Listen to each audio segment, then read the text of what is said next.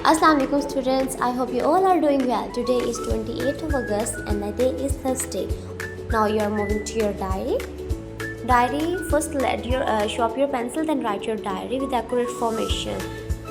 Yeah, now we are moving to your first lecture. It's English B.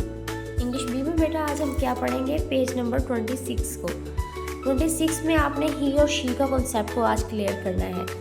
क्या लिखा हुआ है यहाँ पे, दिस इज़ जमीला, ये जमीला है, शी इज़ अ गर्ल, वो एक लड़की है। अब जमीला एक लड़की है, बार बार नाम लिखने की बजाय ना हम उसको ही और शी में कन्वर्ट कर देंगे। This is Farhan, he is a boy, ये फरहान है और बॉय ये एक लड़का है।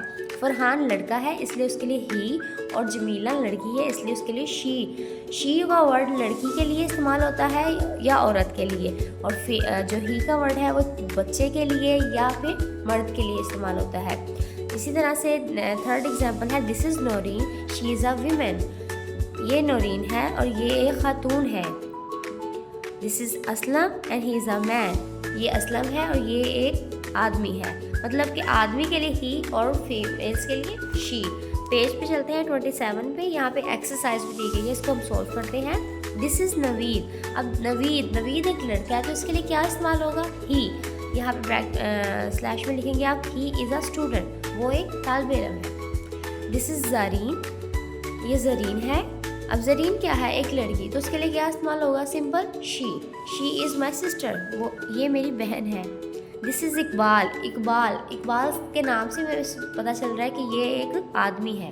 आदमी के लिए क्या इस्तेमाल होगा, ही इज़ अ प्लेयर, ये एक खिलाड़ी है। दिस इज़ अनीसा, ये अनीसा है। अब अनीसा से क्या कर रहे हैं, ये लड़की है और लड़की के लिए शी इस्तेमाल होगा। शी इज़ इंटेलिजेंट गर्ल, ये एक ज़हीन लड़की है। दिस इज़ फारूक भी एक लड़का है तो उसके लिए भी हम क्या इस्तेमाल करेंगे, ही इज़ माई फ्रेंड, ये मेरा दोस्त है। आज का आपकी यही वर्किंग थी, आपने इसे नीट तरीके से काम करना है। डेट एंड डे आपने लाजमी मेंशन करनी है। Now we are move to our next lecture English A. English A का बेटा हमने क्वेश्चन नंबर 3 कल किया था, आज हम इसका क्वेश्चन नंबर 4 करेंगे।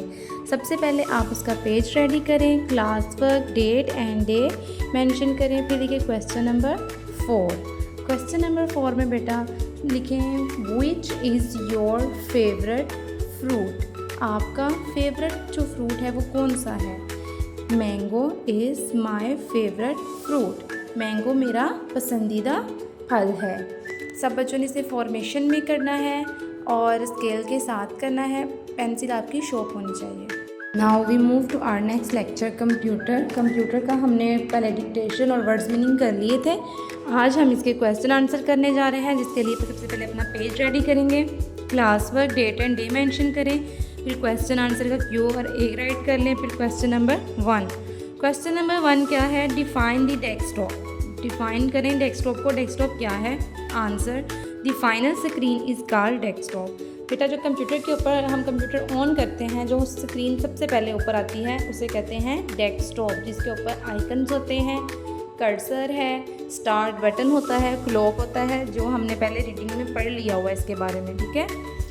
इसे कहते हैं desktop, the final screen is called desktop. सब बच्चे इसे फॉर्मेशन में करेंगे, स्केल के साथ करना है आपने, आपकी राइटिंग बिल्कुल एक्यूरेट होनी चाहिए। फॉर्मेशन में अपनी पेंसिल को शॉर्प करके आपने फिर राइट करना। Now we move to our next lecture social studies. Social studies का हम डिक्टेशन कर चुके हैं, आज हम इसकी करेंगे वर्ड्स मीनिंग। अपना पेज रेडी करें, class work, date and day mention करें, वर्ड्स का लिखिए W और मीनिंग का लिखेंगे M। फिर सेंटर में आपने लाइन ड्रा करनी है 6 लाइंस में। फिर आपने जहाँ पे लाइन के बिल्कुल साथ, जो कॉपी की लाइन है बेटा, उसके साथ साथ आपने वर्ड लिखने हैं, ठीक है।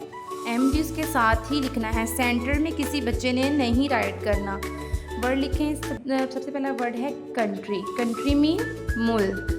Second word is safe, safe means महफूज। आपने मीनिंग भी दूसरी लाइन के साथ ही लिखने हैं, जो आपकी कॉपी की लाइन है ना, आपने मीनिंग भी बिल्कुल लाइन के साथ लिखने, जैसे कि बेटा आप सामने देख रहे हैं मैंने राइट किया हुआ है। Third word is earn mean कमाना। The fourth word is fly, fly mean उड़ना। And fifth word is go, go मतलब जाना। सब बच्चे इसे फॉर्मेशन में करेंगे और जैसे मैंने आपको बताया है कि लाइन के साथ साथ लिखना है, सेंटर में किसी बच्चे ने नहीं लिखना। चलते हैं हम अपने आखिरी लेक्चर की तरफ जो कि है उर्दू अलिफ। उर्दू अलिफ के बेटा हमने सवाल जवाब कर लिए हैं, सवाल नंबर 1, 2 और 3। आज हम इसके अल्फाज जुमले करेंगे।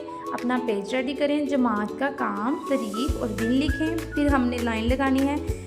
लाइन बेटा आपने सेंटर में नहीं लगानी, आपने लाइन थोड़ी सी साइड पर लगानी है ताकि अल्फाज के लिए जगह कम हो और जुमले के लिए जगह ज़्यादा हो। अगर सेंटर में लगाएंगे तो जुमले नहीं लिखे जाएंगे।